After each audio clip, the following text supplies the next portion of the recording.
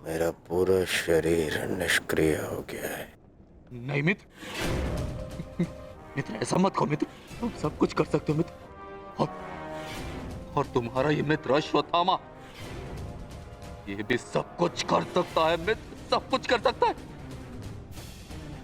मुझे सौगंध है अपने पिता की, आपकी और मित्र कर्ण की मित्रता। मैं पांडवों से प्रतिशोध अवश्य लूंगा मित्र, अवश्य लूंगा। मुझे आज्ञा दीजिए, मैं पांचों पांडवों के शीश आपके समक्ष प्रस्तुत करूंगा मित्र। मुझे एक अवसर दीजिए, मेरा मेरा अभिषेक कीजिए मित्र। अब मैं ही आपकी सेना और मैं ही आपका सेनापति मित्र, मैं ही आपका सेनापति।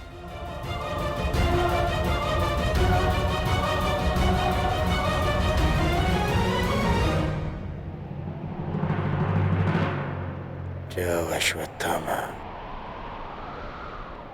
जाओ और मेरा प्रतिशोध लेकर आओ।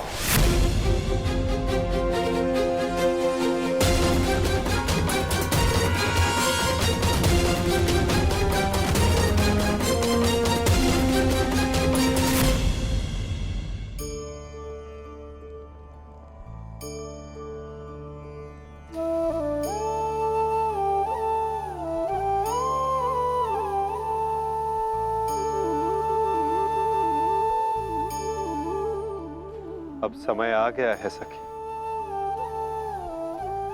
तुम्हारे पतियों ने अपनी प्रतिज्ञाएं पूर्ण की।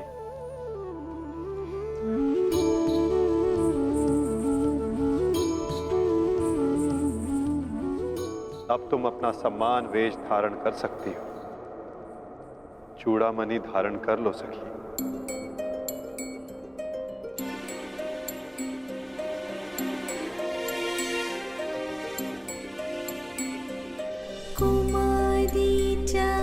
पांचाली वेदी मध्यात् समुत्थिता सुभागा दर्शनीयांगी स्वसिताय तलोचना।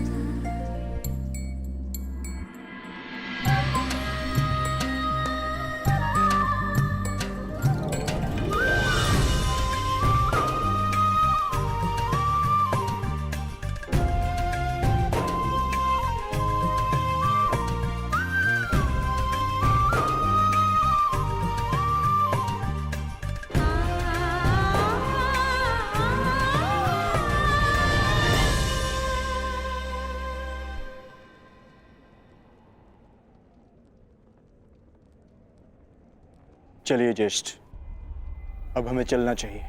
नहीं अर्जुन, ये राहुकाल का समय है। कल प्रातःकाल में प्रस्थान करेंगे।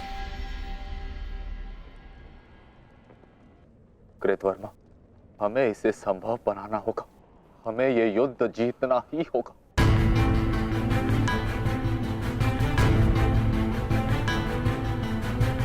मैंने मित्र दुर्योधन को वचन दिया है और मैं इसे पूर्ण करके रहूंगा।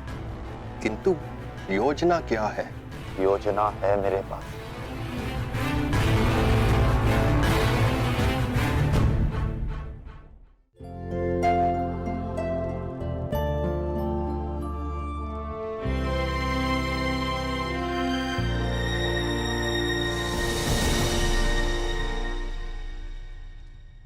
अंततः 18 दिन के पश्चात ये महासंहार समाप्त हुआ।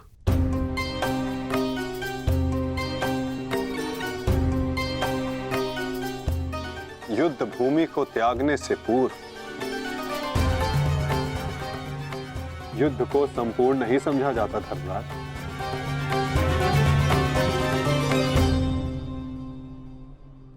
कल प्रातः काल तक प्रतीक्षा कर। क्या पता कि कोई और चुनौती हमारी प्रतीक्षा कर रही हो। आज रात्रि जब वो विश्राम करें, हम उनका संहार करेंगे। जिस प्रकार उल्लू रात्रि में अपने शत्रु का अंत करता है, उसी प्रकार हम भी पांडवों का शिकार करेंगे। पांडवों का स्वागत हस्तिनापुर में नहीं, यमलोक में हो, यमलोक में। यदि कल प्रातः काल तक कोई चुनौती नहीं आती तो ही इस युद्ध को समाप्त समझना धर्मराज। किंतु माधव, अब हमें चुनौती देने के लिए शेष बचा ही कौन है? अश्वत्थामा। क्या हम अनीति पूर्वक पांडवों का वध करेंगे? इस महाभारत में नीति अब शेष ही कहां है? क्या मेरे पिता का वध नीति से हुआ? क्या महामहिम भीष्म का संहार नीति पूर्वक था? क्या कर्ण का वध नीतिगत था? यहां तक कि मित्र दुर्योधन को भी अनीति से परास्त किया गया। तो तुम किस नीति की आशा लगाए बैठे हो कृतवर्मा? इस युद्ध में नीति और अनीति का कोई महत्व नहीं।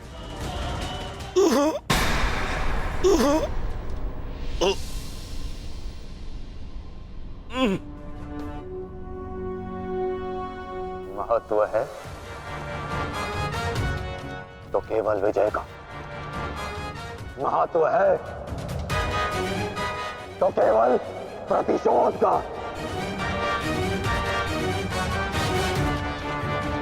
विजय पाने का केवल एक ही मार्ग है, आक्रमण। और वो भी तब जब शत्रु निद्रा में लीन हो। अपने शस्त्र के साथ सज्ज रहो कृतवर्मा, और रात्रि की प्रतीक्षा करो।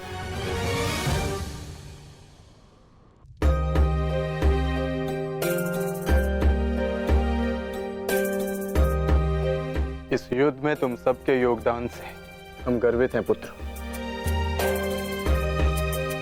इस युद्ध में तुम सबका प्रदर्शन प्रशंसनीय था। युद्ध अब समाप्त हो चुका है और भोजन के पश्चात तुम सबको विश्राम करना चाहिए।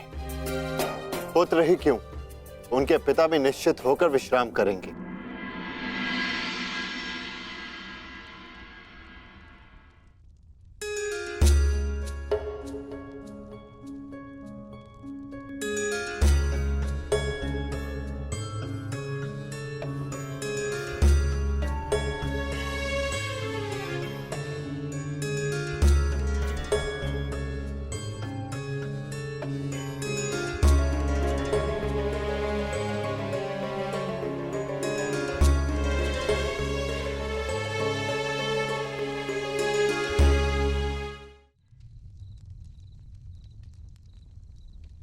क्या हुआ माधव?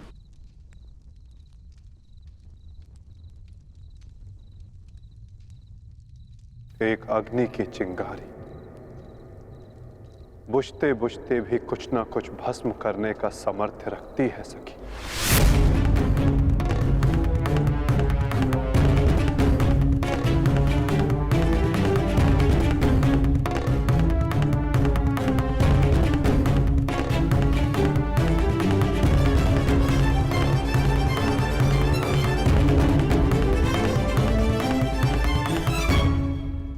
ये माधव क्या कह रहे थे? क्या कोई अनहोनी घटित होने वाली है?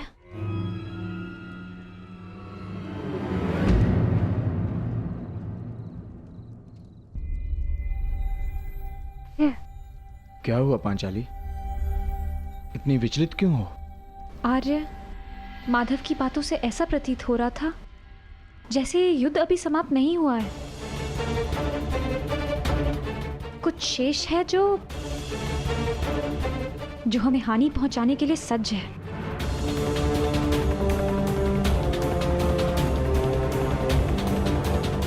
माधव की कोई भी बात कभी भी निरर्थक नहीं होती।